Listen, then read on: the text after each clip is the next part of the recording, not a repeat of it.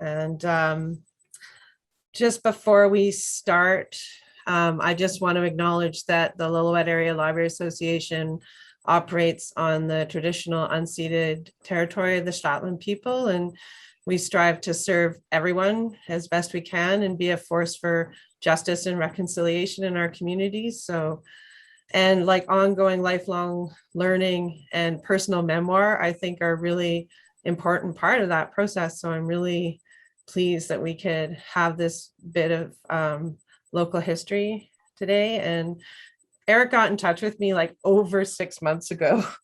And at first we thought we'd try and do something in person, and the public health orders and all the fires. So here we are in Zoom land, and I'm going to let Eric take it away, and he has a slideshow for us and lots of time for questions, he said. So I'm going to let you speak for yourself, Eric. Great. Well, thank you, Toby. And okay, thank you. Thank you for and thank you everyone for joining here. We've got such a small group, so we'll make it pretty interactive as we go here. And I'll start first by sharing my screen. And feel free to interrupt me if you have more questions. Let's see. Can you see my PowerPoint now? Can you see a PowerPoint? Mm-hmm. Yeah. So this is the beautiful poster that Toby and her team put together. Thank you very much to try and promote it. So I guess I'll start with where this all originated. I think I follow the Lillooet Facebook page, which is just wonderful. There's several different Facebook pages. I'm not a big Facebook user, but I think it's called the Lillooet Stories of the Past. I don't know how many of you follow that. And it's just a wonderful page with lots of old pictures and commentary. There's another one called Lillooetans. And so it's a way, I live in Seattle, Bellevue, just near Seattle now, but I go to Lillooet frequently in the summertime. But it's a way for me to stay connected. And over the years, I've published, I've put links to some of the books that I've done. And I thought, well, people on the Facebook page said, well, where could we buy the books? And some of them said, well, we can't afford to buy them. So I donated 4 of them to the Lillooet Library this summer, and popped in and had an opportunity to meet with Toby face to face. And so the point of this exercise is not to sell books, but to share some of the memories and Lillooet history that many of you may share as well if you've grown up in Lillooet or know other people who have grown up in Lillooet. And while I was at the library talking with Toby, it brought back memories of my experience with the Lillooet Library. When I lived in Lillooet, and my sister Catherine, whom you see on the call here, I lived in Lillooet from 1955 to about 1970 for about 15 years. And the sum total of my education was in Lillooet. So I took all of my schooling in Lillooet. I'm a proud product of the Lillooet school system, and proud of it. I noticed when I was up this past summer, Jones Market sold. There was a sold sign there. Well, that's where Catherine and I grew up when we first moved to Lillooet in 1955. My father opened the first pharmacy, and Catherine subsequently took it over and ran the business. But we lived at the back of Jones Market. There was a pharmacy on the front part, and we lived in the back of it. And then right next to us on the other side was the doctor's office. And Dr. Olivier and his family lived in the back of the doctor's office. So that was my introduction to Lillooet in 1955 when my father moved there, when the town was booming with the construction of all the dam, I should put it in quotes, the dam projects. And we moved from there up to Victoria Street, lived up in a log house up on Victoria Street. And it was just wonderful growing up there. And then subsequently we moved over to Park Drive. So what I wanted to share, the 4 books I've donated to the library, 2 of them are my grandfather's books, the 2 on the outside, one called In the Ditch and the other one called My Story. And we happen to share the same name. His name is Eric Stathers and mine is Eric Stathers. And so those are my grandfather's books, and the 2 in the middle are my books. So, and the books were all written in and about Lillooet. So I want to walk through each of the 4 books I've donated to the library, in the process, try and share a little bit of Lillooet history. And I'll start first with my grandfather's books. And the story was my grandfather worked on the railroad. It's called the Pacific Great Eastern Railroad back then, from 1929 to 1965. And he lived in Squamish. He and my grandmother lived in Squamish until about 1965, when he had a heart attack and was forced to retire. And so he moved up to Park Drive, and we had a basement suite in our home, which we shared. And while he was recovering from his heart attack, he started to write this book of his memoirs of working on the railway. And he wrote 2 books. The first one was about his professional life, or his business life, called In the Ditch, about working on the Pacific Great Eastern Railway from 1929 to 1965. And then the second one was about his personal life, immigrating from England to the prairies, to Manitoba, and then from Manitoba to Squamish. So I'm going to start first with my grandfather's books, and I'll walk through those books. People ask, well, can we get access to the books? You can get access to them all on Amazon, and there's more detail about the books there. I've published 7 of them now. They're all self-published books, and they're primarily family history books and memoirs. So you can go up to amazon.ca and just put my name in there, Eric Stathers, and lo and behold, bingo, it pops up, and you'll see all the books up there. And there's a little about the author page where you can buy the books. And the books, let me just click on it. I think maybe you can see it.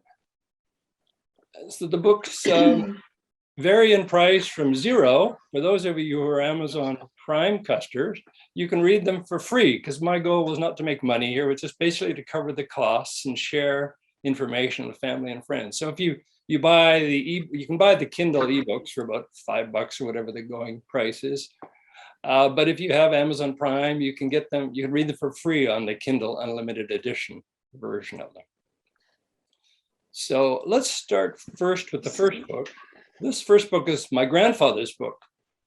And I had a busy life, but as a boy, Catherine and I watched our grandfather write this book in the basement of our home up on Park Drive, 2 houses away from where Catherine lives now. And while my grandfather was recovering from his heart attack, he started to write down his stories of working on the railroad. And the first one's called In the Ditch. And so what you can see on the left is a beautiful black and white photograph of a steam locomotive. And this is just north of Lillooet, up by Pavilion area.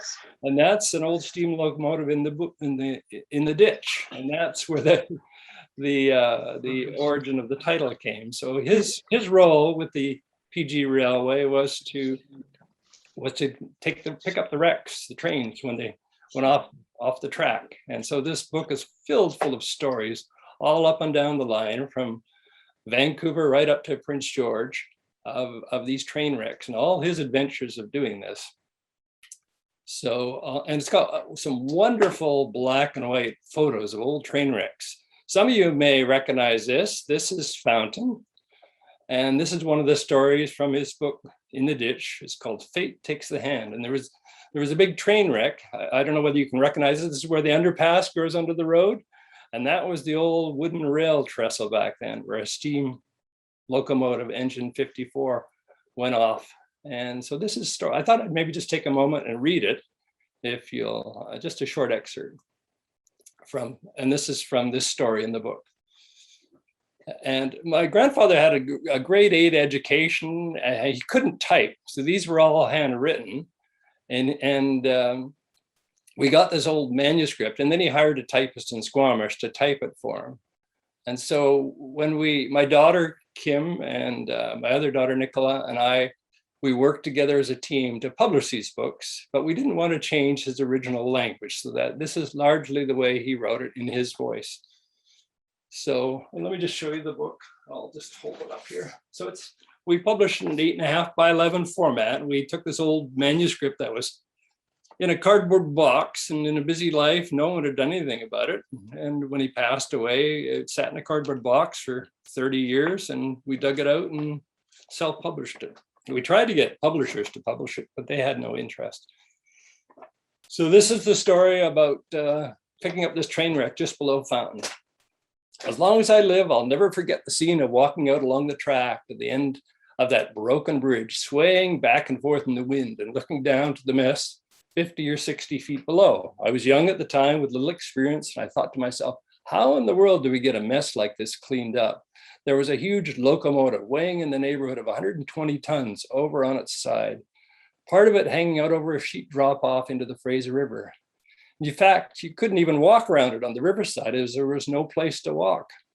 And sitting on top of the cab and partially on the boiler of the engine was the tender, balancing precariously. If it even rolled off, it was lost for good. Our gear was up on the track south of the bridge, high above the mess.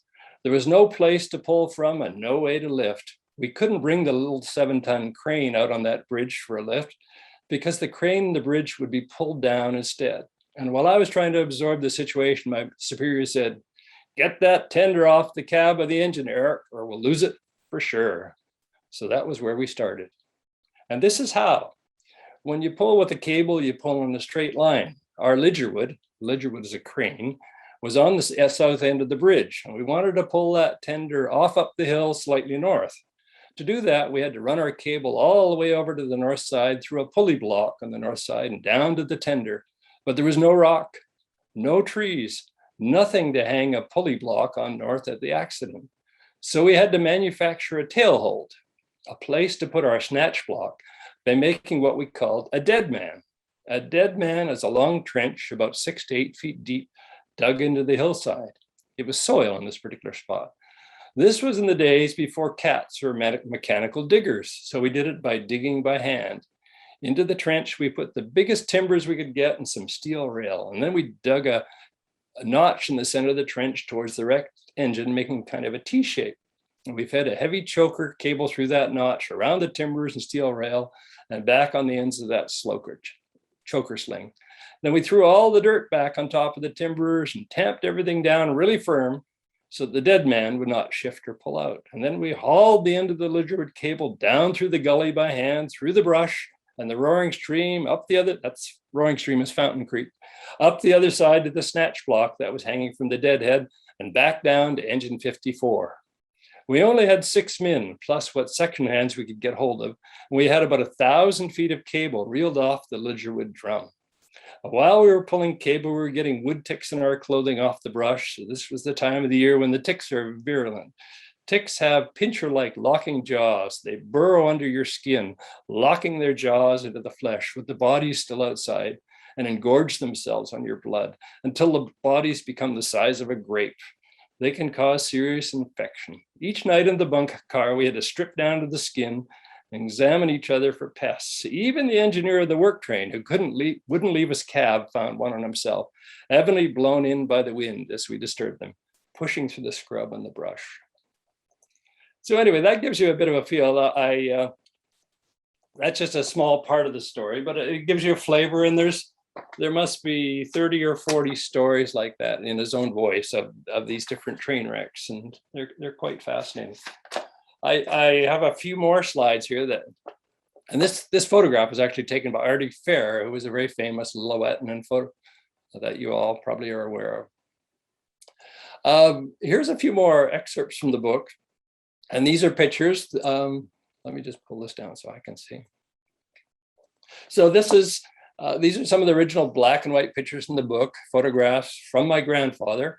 And this one was taken by Artie Fair. And this is engine 54 in the ditch at the Fountain Bridge. And I'm just going to scroll forward and stop so you can look at some of these photos. These are all from the book, different chapters in the book. There's another one. There's engine 54 down below that Fountain Bridge, taken back in 1932. There's another one. You can see what it's like, and you can recognize the flat. That's Fountain Flats just above there. And there's the men looking down on that train wreck. Okay, this is a train wreck in Anderson Lake, and you can see the divers in the lake.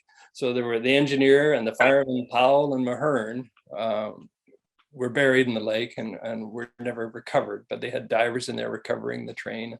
So it's an old black and white, and there's the story of this train wreck is in the book as well. Here's one another story called The Big Snow. And they had to mount these big snow plows on the steam engines back then to plow the snow. So on the left is Harold Bailey. He was my grandparents' next door neighbor. My sister Kath and I used to feed their sheep. And that's my grandfather on the right. And there's the big snow plow that they used to put on the locomotives to plow the snow. There's another side shot of engine 59 with the snow plow on it. And this would be used to plow through primarily from Squamish through what it's called Whistler now, but back then it was just called the Cheakamus Canyon. There was no such thing as Whistler, it was just Elta Lake. And there was pretty deep snow through there. There's another one. There's the picture of the snowplow going through. And in this case, the snowplow is stuck in the snow, and the snow slide is so deep. And so this book, my grandfather's book, is full of these kind of stories about their adventures, and this was just, they had to keep the track open, the line open for food and supplies. Here it is.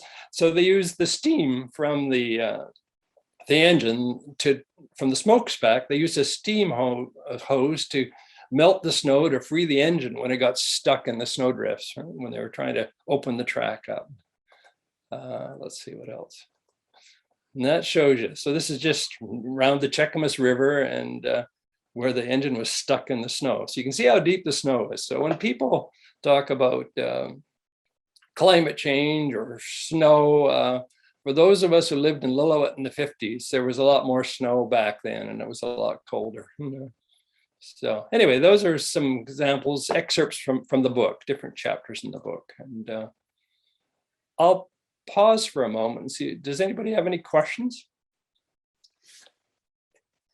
So that's what this book is all about, picking up his career and there's just some amazing pictures and hand drawings, his original hand-drawn sketches of how he did the work. Okay. Did somebody say something? I have a comment, which is, wow, I just joined. Amazing. Yeah, thank you. Thank you. Yeah, and it's all his original work. So it's a first-hand account of his work, his handwritten work. It was all written by hand.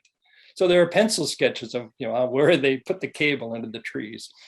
So one of the things we did, in one of the books, there's several stories about a chapter in the book called Lake District Derailments, about stories of the trains that went into Anderson Lake and Seton Lake. And when my grandparents passed, we were fortunate to get some old 8mm movie footage of some of these train wrecks.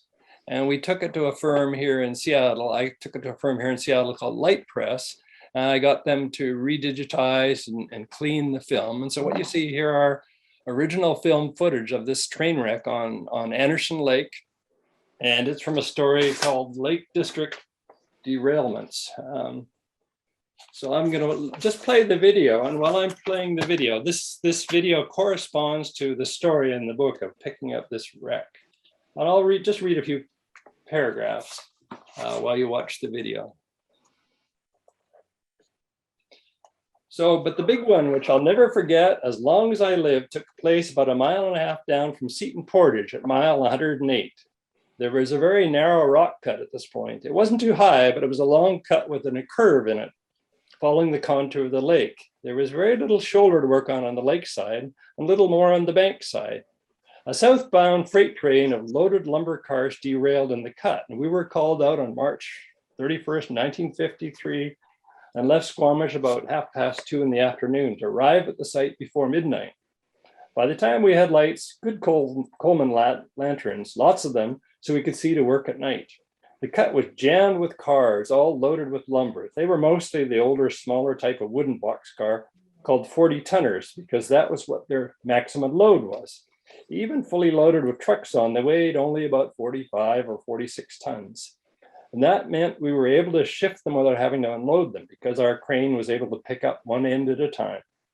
Our procedure was to pull out the trucks, which were piled up underneath the cars, and then pull out the cars. And if we could not re-rail our car right there, we'd pick up one end, run a set of tracks into about the middle of the car, and set the car down, practically balanced on the rocks. Then we back out, where we go? where we were sitting, those cars over was on an elevation towards the lake. So we were lifting to the high side, which improved our boom elevation. The effect was to increase the amount of load that our crane could safely handle because the boom angle was higher. Elevation is the amount that the track is tipped or angled over to counteract the sway of the train cars going around the curve. And there you can see the Lidgerwood crane and then bringing it back up onto the tracks. So it's an amazing original film footage that's been very well preserved of how they, and this is all described in more detail in the book, but this is the original film footage.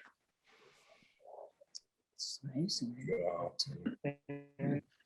So, so this is the Lake District story, derailment story.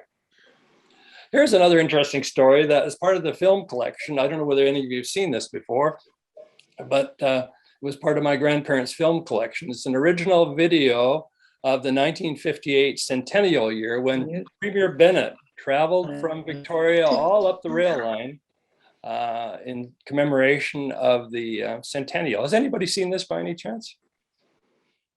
Not me. Okay, well, let me play it then. So this is 1958. You'll see Premier Bennett and Mr. Gunderson, the finance minister of British Columbia. There they are on the Lillooet platform. This was around Fall Fair. There's the Fall Fair exhibits in Community Hall in Lillooet. It was always held on Labor Day back then. There's Premier Bennett talking to the people of Lillooet. And there's Mr. Gunderson with the gray suit over there. That's Mr. Gunderson, the finance minister. And so they went all the way up the line up to Prince George for this centennial. Those are the people of Lillooet gathered on the tracks. And there was a special train with all these passenger cars. Here is the centennial celebrations. You see Noel Baker and the stagecoach, and they'll have a mock train robbery and a hanging. This is just outside, just across from the Reynolds Hotel, all right? And there's Premier Bennett and Mr. Gunderson with the red cowboy hats and some women from Lillooet. I can't recognize any of them. And in a minute, you'll see the mock hanging by the Rat Trap Saloon, just down by the Reynolds Hotel above the station. So this is original film footage from 1950. Eric, was that Aggie Melm? I think it may have been, I don't know for sure. We need someone to identify these people. Yeah, so this was part of my grandparents' film collection, and we've donated all these films. I've been working with my daughter, Kim, who works at the Northern British Columbia Archives in Prince George. And we donated all this film footage that we cleaned up and reproduced to the the historic film rail collection at the UNBC archives. The other interesting thing for those of you who haven't been there is the Rail Museum in Squamish. So my grandfather worked in Squamish for many years, and a lot of this equipment that you're seeing in the films is preserved at the Heritage Museum in Squamish. So this is their web page that you can go up to their website. On the right, you can see a picture of the what's called the Northern Summit coach. And that's my grandfather standing in front of it.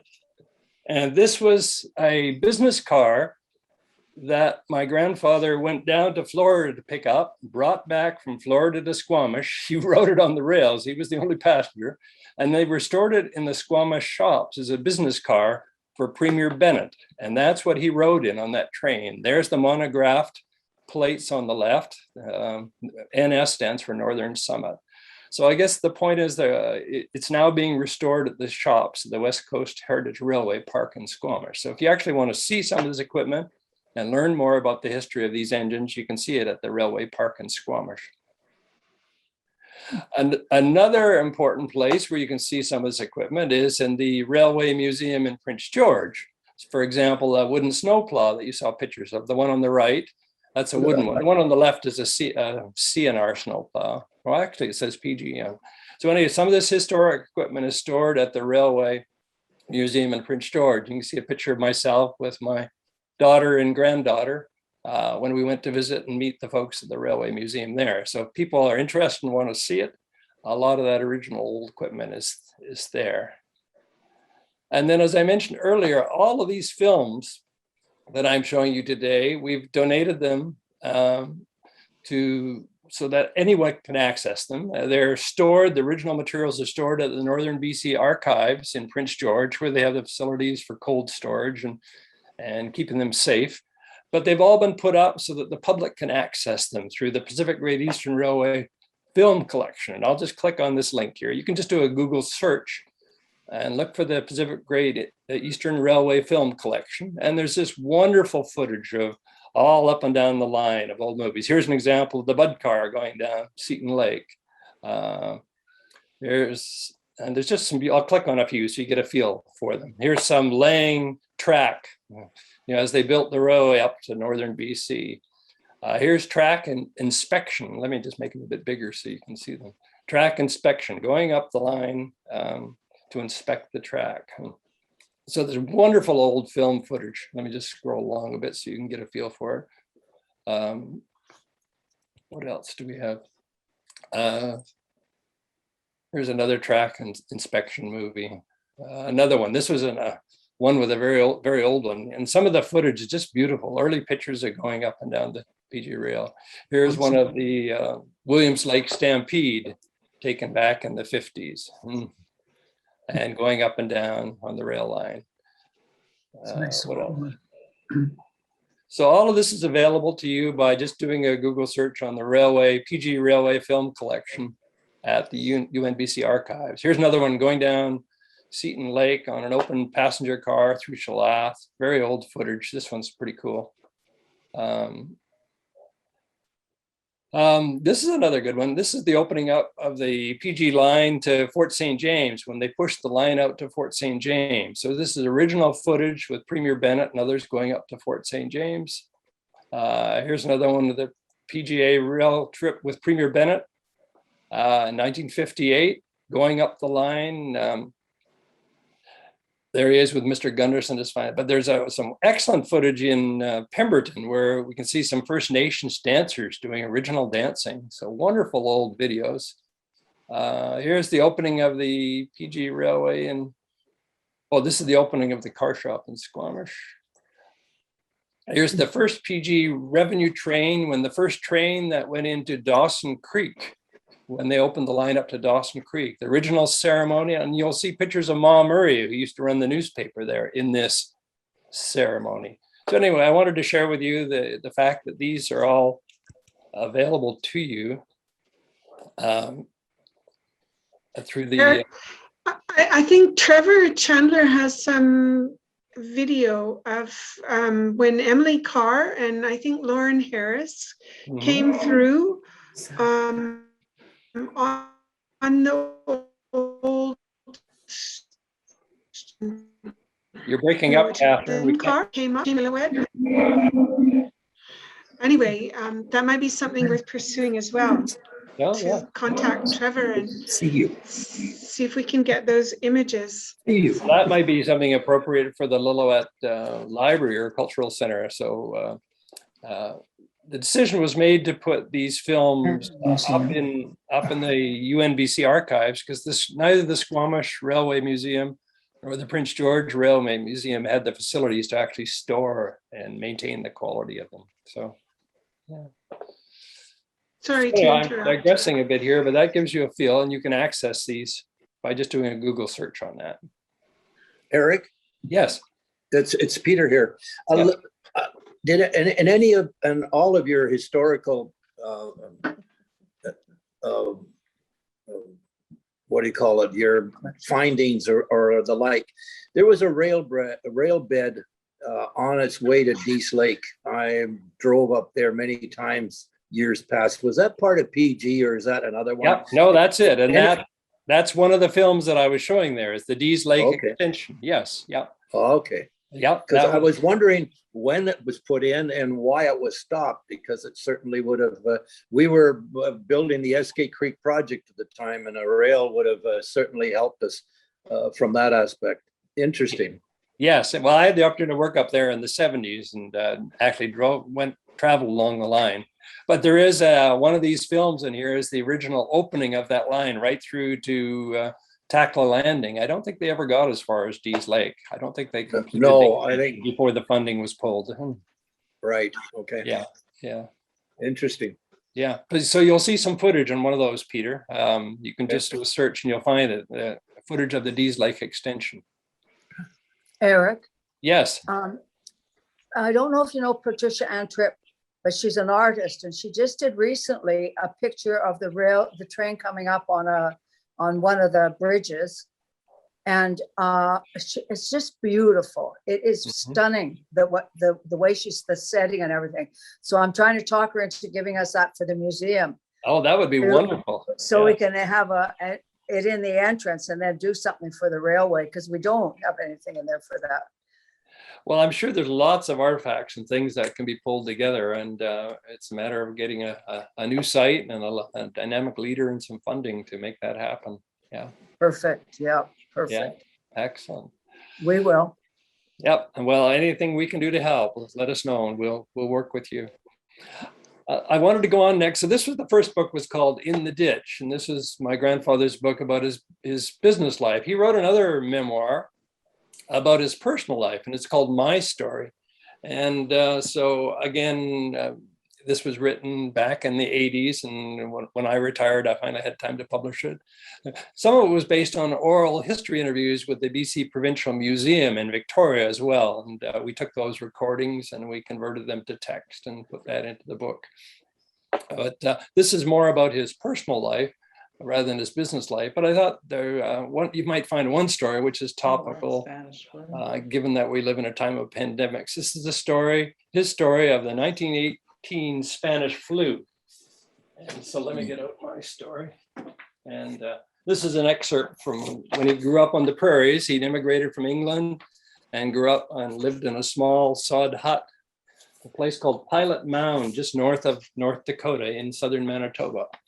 But I thought you might find this, since we're on pandemics or topical, this description of what it was like back then with the Spanish flu. Came the winter of 1918, one that many people lived through. I will never forget it. Just as winter struck, so did the Spanish influenza. Medical people said it was brought over from the battlefields of Europe when the men started to come home from the front. It was very bad in Europe and North America. People were dying like flies with it, and everyone was very scared. With the flu in our part of the country came a very severe winter. The temperature went down to 60 below some days. When it would warm up, it would start to snow and blow. So people didn't get around very much.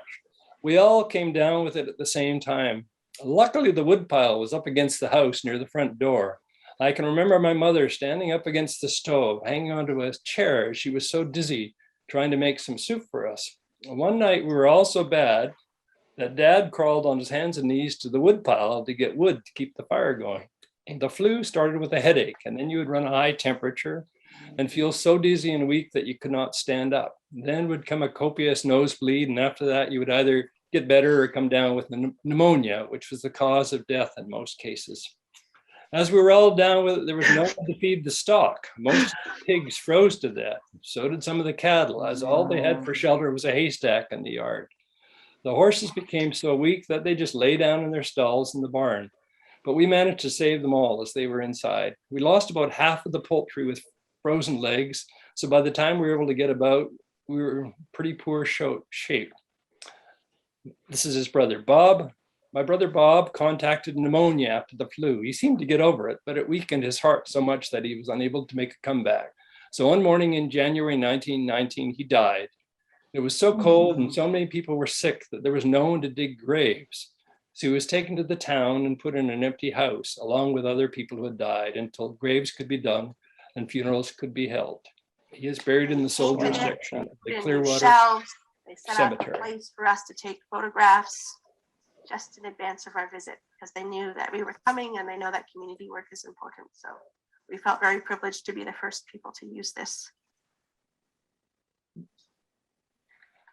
Anyway, that's the story. We did some community work with the material from the body. We created a catalog with the photos and transcripts. And it's now part of that internal web map system I told you about. It's a data layer that we Hello? can use. I wonder whose sound that is. I wonder if you could please mute, please. We have a side conversation going on. And we learned a lot from our time working with the Peabody. I'd say the most important lesson that we learned was how communities can help archives. That's so funny because Everyone looks like they're muted. The Peabody, something that I hope will continue to grow because we still have a lot to learn from each other. Hmm. The key to this relationship was opportunity. I don't know. Without the funding from the RBCM, we would never have known how rich the collection at the Peabody is, and we would never have learned about the. It's not from us. so Oh, we it's don't from know. my, Oh, from this that's what it website. Let is. me shut this one down. With the funding, we also took a second trip to the Royal Let me BC move this. Museum. Sorry. It's a different group, a smaller I group guess I can shut that off. that went. There we go. Sorry about that. Anything else? We're all- Sorry about that. Let World me of continue. Zoom. Just the world of Zoom. There we go. That's my fault. Sorry. There's too much technology here for me. Okay. So anyway, we covered, so this is the second book that we donated, and there's not as much about Lillooet, but there are some interesting anecdotes.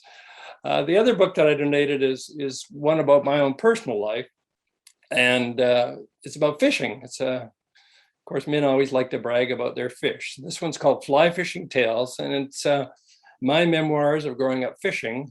So you can see the picture of the book in the middle. On the upper right, you see a picture of Fountain Lake, Quatlanimo Lake, and that's where Catherine and I learned to fish when we were young kids, when we first grew up in Lillooet.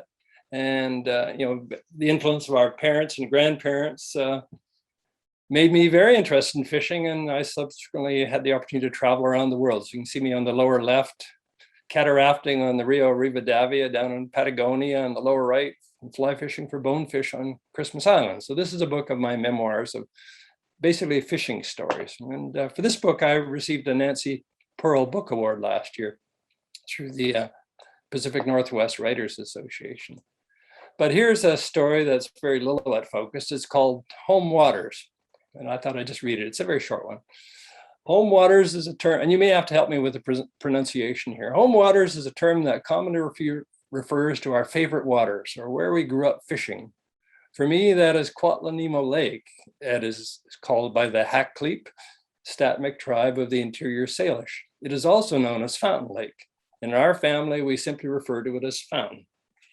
Fountain is about a 20-minute drive east of the town of Lillooet, British Columbia, where I grew up, as part of a 3-lake chain, including Quatlanimo, Cinquefoil, and Chill Hill.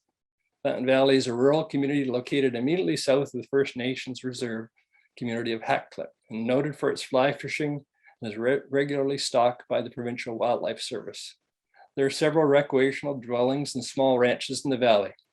I was first brought to Fountain around 1958 when my father acquired some lakefront property for about $500, based on his local connection with the Lillooet land agent Ed Offen.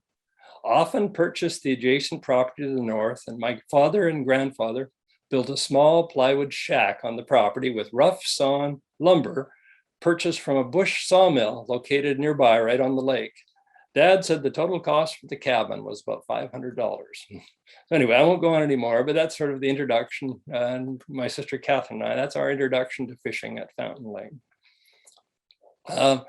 Another part of the book is about Gun Lake, and Catherine and I and others in the family, when my grandfather retired after his heart attack, he and my grandmother bought a cottage on Gun Lake. And so this is the story about Gun Lake. My grandparents, Eric Prince and Mary Stathers, built a summer cottage on Gun Lake about 70 miles north of Lillooet in the mid-1960s. Each summer, the family would visit, and as well, they would bring up their grandchildren 2 at a time throughout the summer to stay with them for a week.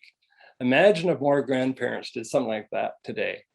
The relationships that I formed with my grandparents and the values that they shared have been imprinted upon me for life, based on this precious time together. This is where I learned to fly fish, by waiting under the leaning birch trees in front of my grandfather's cabin, using my grandfather's wading boots. The water was very clear as the high elevation lake filled the volcanic basin with a shoreline that consisted in front of our cabin of pumice, or volcanic ash. The Gun Lake cabin included not only the opportunity to fish and spend time outdoors with grandparents, but it was also filled with music from campfire sing-songs, banjo playing, and rifle shooting at yardarm time. Getting to Gun Lake was quite an adventure at that time. It was about a 3.5-hour drive over a gravel road. And my grandfather, Eric, shared these stories between 1965 and 1969 while driving us to Gun Lake. The stories have been embellished with his imagination and were designed to relieve the boredom of young children driving on a dusty gravel road on a hot summer day. The tales my grandfather told had never been written down and are primarily an oral account of the geography, natural environment, and place names on the Bridge River Road between Lillooet and Gun Lake. And I thought I'd read one. Toby and I were talking just before we logged on. Here's Fly Fishing Tales. I think you can see the book. And so if you drive up the Bridge River Road, you'll recognize all sorts of things like in the fall, the sumac turns very red. So one of the stories is the legend of the sumac, how the sumac got its name. And one of my favorite is the legend of Princess Blue Eyes. And I'd like to read this to you. And so this is driving along the road up to Gun Lake. With this context, as the car wound along the dusty washboard through the reserve, Michael usually started with the legend of Princess Blue Eyes. He would start all of his stories with once upon a time, long, long ago, and then there lived a Western princess, I'm not sure whether I'm pronouncing it correctly, named Princess Blue Eyes. Except back then, Michael didn't know the name Weston. He called her an Indian princess.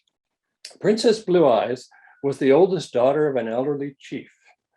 Blue Eyes was a beautiful woman with dark, thick black hair and the deepest blue eyes that you've ever seen. She would often sit by the Bridge River using the water as a mirror to comb her long hair, longing to find her lover. As a young woman, Blue Eyes fell in love with the eldest son of a family from another competing clan. The brave's name was Brown Eyes. The other clan competed with Blue Eyes' father and the chief's clan for control of the best fishing sites. But the clans would come together to battle with the invading Chilcotin First Nations, who would also come to the Bridge River fishing grounds for fish and trade. One year, a great battle broke out between Weston and Chilcotin along the river. And as we drove along the Bridge River Road, Michael, my grandfather, would point out a cliff along the riverbank with a reddish stain on the rocks. And he would say, that is where the great battle was. And you can still see the blood stains in the soil today where Brown Eyes and the other warriors were killed and fell down the cliff during the great battle. And then as we drove a bit farther along the road, we would see a high cliff over the Bridge River that consisted of bluish rock and clay. And Michael would continue, Blue Eyes was so heartbroken by the death of her lover Brown Eyes that she would sit by the cliff over the river and cry for days and days on end. In fact, she mourned his death for the rest of her life and continued to cry and cry. And her blue eyes stained the rock and soil. And that is why we have blue cliffs along the Bridge River today. We would sit spellbound by this and ask Michael, our grandfather, more questions, seeking to learn more. But that is all there was to the story. So I know it sounds a bit hokey, but he would tell us these stories as we're driving up the road to keep us occupied. And those are one of the stories in this book. So there's lots of other stories about fishing in Latin America or Christmas Island, but I like the local ones. This is another one too in the book. This is about me as a kid. A major benefit of growing up in a small town in the 1960s was the proximity of fishing right close to home. At an early age, I used to ride my green J.C. Higgins bicycle out along the gravel Seton Lake Road to go fly fishing in the Seton River and Cayuse Creek. I would pack a bag lunch in a plastic bag with a few flies, a nylon line, and my pocket knife. After cutting a willow or Saskatoon branch, I would tie on the nylon line and the fly, and I'd be all set to enjoy an afternoon on my own. Usually the fish caught were small, and I would throw them straight back. But occasionally I might catch a larger one, and sometimes a small summer steelhead. The quiet observation of nature, sense of adventure and freedom that this opportunity provides lives on with me to this day and helps set the stage for many future adventures. So anyway, that's a bit of Lillooet background, which led to my fishing adventures. So that's what that book is about. And then the other book that I wrote was about what it was like to grow up in Lillooet in the 50s. So as I mentioned, I lived in town from 1955 to 1970. I think I mentioned to Toby that when I lived in town, the library consisted of a bookshelf in the back of the fire hall. There were 3 shelves. That's all there was. That was the library. And we would get our books from the lending library in Victoria. They had a little paper list, and we would order the books off this paper list. And we get 3 or 4 books all wrapped up with brown paper and string, and they'd be mailed to us. We'd read them, and then we had to get them back, put them back in the mail, take them down to the Lillooet post office and mail them back to Victoria. So that was our library back then. So this book is my account of growing up in Lillooet and going to school in Lillooet, all my teachers every year, and about age 18 or 19 or so, when I took off and hitchhiked around Europe, went off on the Hippie Trail. So it's a bunch of stories about growing up in Lillooet, going to Cubs and Scouts and all my school teachers. Here's an excerpt from one of the stories called St. George's Camp. And it's probably quite topical. Let me get my book out here now. Particularly in light of all the things about Indian residential schools. So St. George's Camp. My fondest memory of scouting revolves around camps, camporees, and jamborees. A scout camp was an organized camping event for scouts, usually on a local troop level. One of my clearest scouting memories was a camping trip on the 694-acre grounds of the St. George's Indian Residential School near Lytton, BC. It was a joint camp with the Lytton Boy Scouts, but ironically, there were no native boys in either scout troop. It must have been a school holiday, as I don't remember seeing any of the residential school students when we received a guided tour of the classrooms, the dormitory, and Anglican church by the Anglican minister. And as I recall, we camped in big army surplus bell tents in the ponderosa pine trees of the residential school, far away from the main buildings and not far from the muddy Fraser. One of my biggest takeaways from this trip was learning how to make campfire bannock on a stick. Bannock has been a staple among the Aboriginal people in North America for centuries. It was made from ingredients such as moss, lichen, ground plant bulbs, nut meal, cornmeal, and cattail pollen, to name a few. Consequently, there were many bannock recipes, and the modern version of bannock bread made from flour is thought to have been introduced by the Scottish fur traders and was a highly prized food item in the journals of the Hudson's Bay Company and the Northwest Company traders. Our scout recipe included flour, salt, and water rolled onto a 1/2-inch thick stick and roasted over the flames.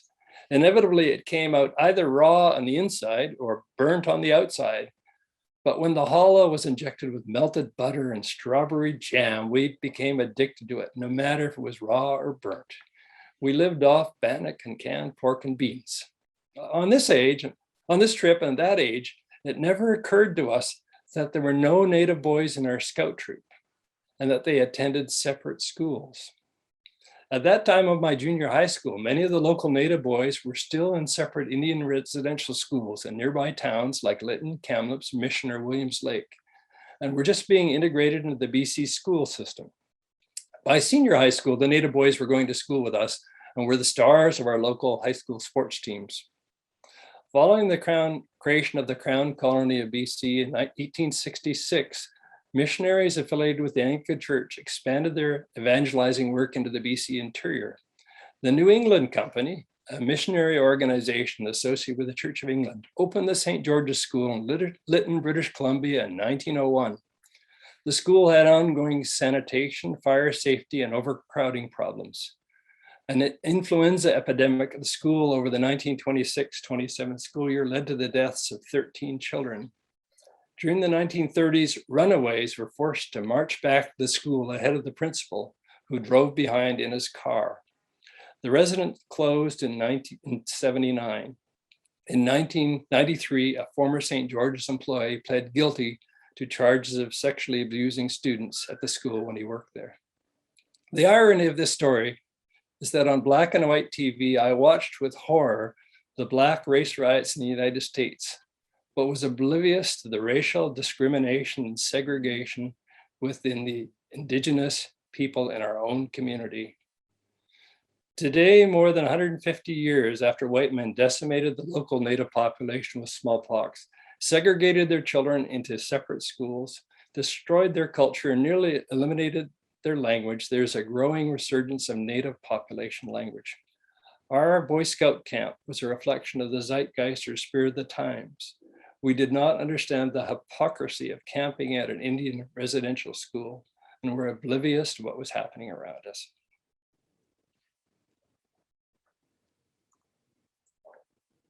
So anyway, that's a bit of a sad one, but things were different back then. The other thing, this is not my book, but I wanted to make you aware that my father, as in his retirement, has been sketching pictures of the First Nations people of the Lillooet area. He's been doing it off and on for about 20 years. And we're trying to encourage him to publish it someday. He's still working on it. He's got lots of energy left in him. And so if any of you have photographs of First Nations elders from the Lillooet area, I'm sure he would be happy to get more photographs to work on over the winter. And so again, another project. So that's about all I have to say. I thought I'd just open it up to conversations. These are some of the books that I've written. And in my retirement, I've also been working on helping other people publish their own books. It doesn't, you don't need to be a rocket scientist to do this. So I use the Amazon Kindle Direct Publishing, and I now teach a class to help other people do it. So you have my contact information, my email address, my phone number, if anybody would like more information or help in doing that. So I'm going to stop here for a moment and just open it up to questions. And thank Toby for the opportunity.